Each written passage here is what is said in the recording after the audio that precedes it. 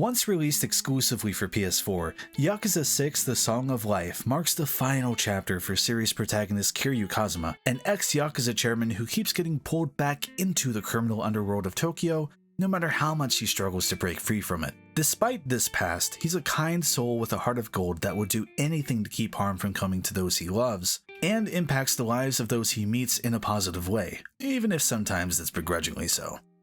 Originally coming off the heels of the prior year's Yakuza 0, a prequel to the series, and Yakuza Kiwami, a remake of the first game, it was odd timing for us outside Japan to be receiving a game that takes place over a decade after Kiwami. Series veterans had undoubtedly been awaiting 6 with an intense fervor, while those who jumped on board with 0 and the Kiwami titles are probably trying to decide if they should play 3 through 5 first, or if it's fine to just jump straight to 6 and catch up on the rest later. Narratively speaking, the opening hours of 6 build heavily off the ending of Yakuza 5. The game does well enough of catching you up on where it left things for the main cast, and there are also text catch-ups on the main menu that give you a brief rundown of entries 1 through 5, but be warned that if you're coming in fresh, you are going to be seeing a lot of characters that you don't know. Many of them soon fade into the background to let the narrative focus on Kiryu and a new supporting cast, however, with appearances from series mainstays sprinkled in here and there, which makes 6 a surprisingly welcoming entry for those not already intimately acquainted. The basic gist is that Kiryu's ward, Haruka, had a child and lies comatose following a car accident during his most recent time behind bars.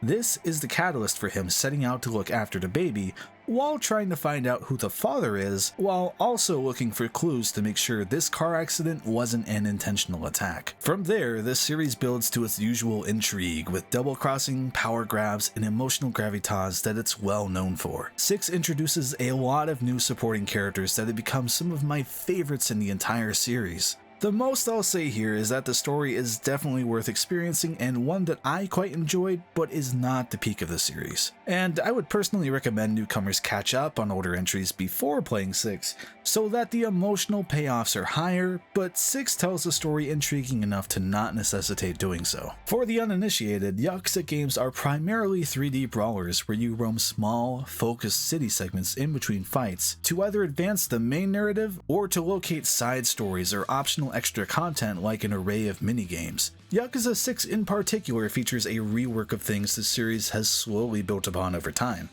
Take the combat system. In recent entries, the fighting system branched out to allow multiple fighting styles, adding a lot of variety and freedom to how you would approach battle. This time, things have narrowed down to a singular combat style. There are fewer heat moves, a signature of the series, that are flashy, over-the-top special moves that require building up a meter in context-sensitive situations to use, such as being near a vehicle to introduce its hood to a thug's face. Not only are there fewer heat moves this go round, but they don't feel as satisfying as they have in the past. There are certainly some standouts, but I didn't feel as compelled to use them as I often have. Plenty of other intricate changes stand out too. Characters and objects scattered around have a more complicated ragdoll system tied to physics so that they may react more realistically when you're throwing them around on the streets, which you'll probably be doing a lot of as enemies like to swarm Kiryu and are more aggressive than in the past. In addition, enemies seem more likely to guard now. In this new combat engine, an enemy's guard will break your combo entirely, as opposed to the past where they would just endure it without taking damage, leaving your combo uninterrupted and still managing to hit enemies who didn't have their guard up. This ties back into grabbing and throwing enemies so often. Due to your combos constantly being interrupted, it forces you to rely more on objects that may or may not be lying around, or throwing enemies into each other to try to create some time to focus on one particular target. Even just having an enemy standing guard within your hitbox during a combo cancels you out,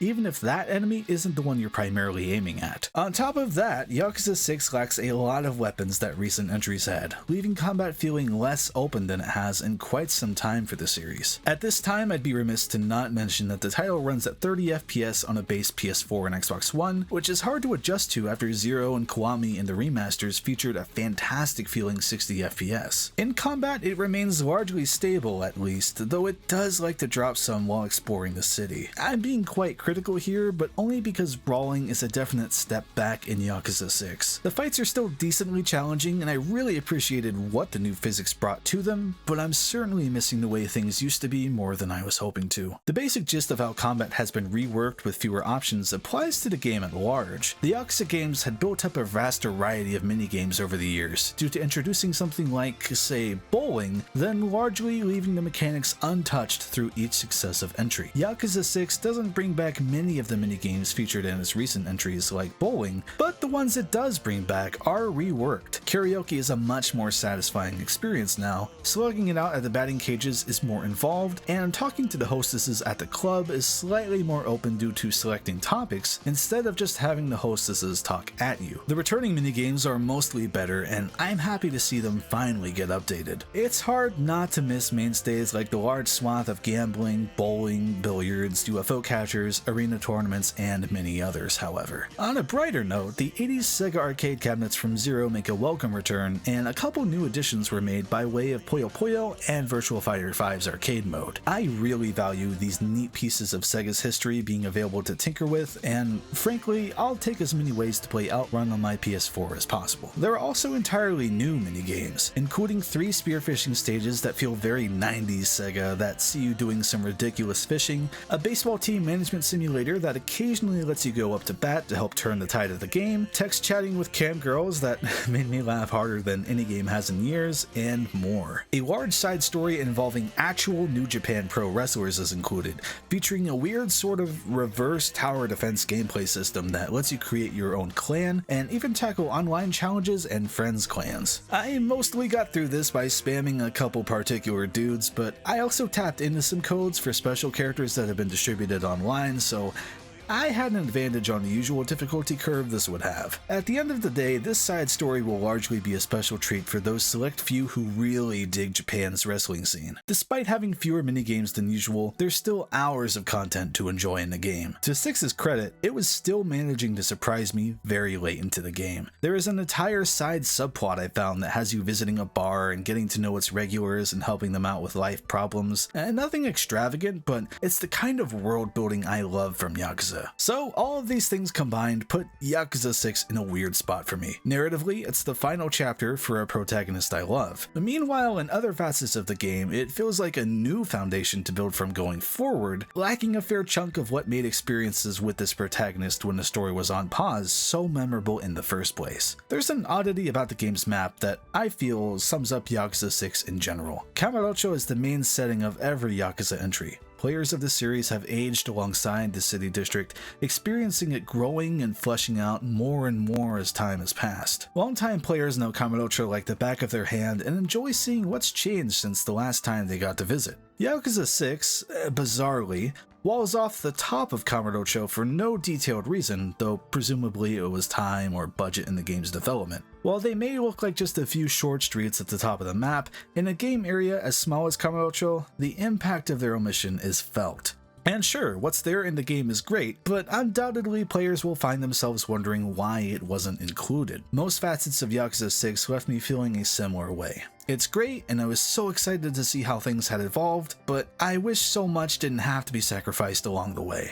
Despite that conflict I'm facing and how critical this review is, I still really enjoyed my time with Yakuza 6. I found the main narrative to be gripping, and the side stories, from the goofy to the serious, were mostly worthwhile based on the ones I experienced. Of particular note are a few that put you in a suit to help promote a small fishing town's newest mascot character. It doesn't hurt either that the game is very pleasant visually, particularly at night when the new lighting system gets to show off. A nice touch that really helps the virtual tourism aspect is the new option to walk around with a first-person view, which really helps you appreciate all the finer details in the cities. I've never felt so engrossed exploring Kamurocho, and I've never felt so excited exploring a new area in Yakuza as I did looking at Onomichi's various nooks and crannies with this first-person view. Yakuza 6 isn't the strongest entry in the series, but it's still a very solid title that is more than worth your time. Thanks for watching, and check out my channel for more Yakuza reviews if you're interested.